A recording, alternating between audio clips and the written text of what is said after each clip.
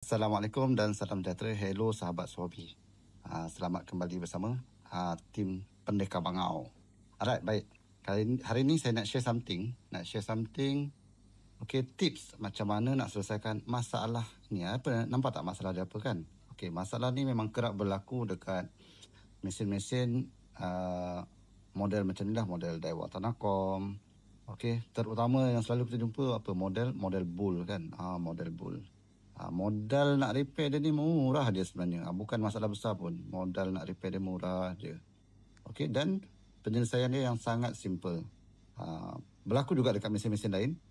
Dan juga teknik ni boleh juga kalau contoh ada berlaku dekat kita punya jam tangan ke, dekat kita punya meter kereta ke, meter motor ke, boleh kita selesaikan. Okey, kalau kita tengok sekarang, nampak tak? Tak nampak kan bacaan tu.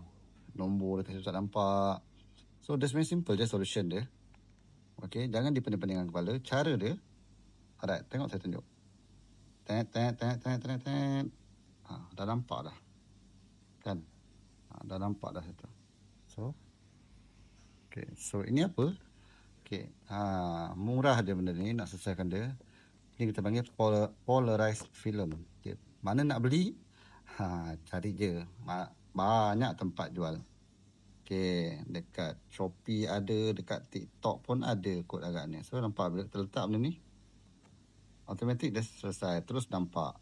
Kan, tolak sini tak nampak, sini nampak.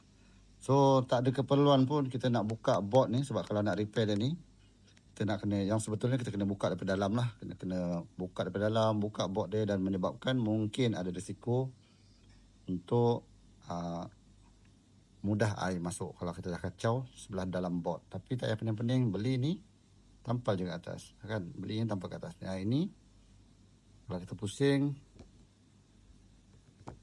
tak apa nampak dekat skrin ni. Tapi kalau kita pusing, dia akan tulisan tu yang nampak terang, background dia hitam, macam ni.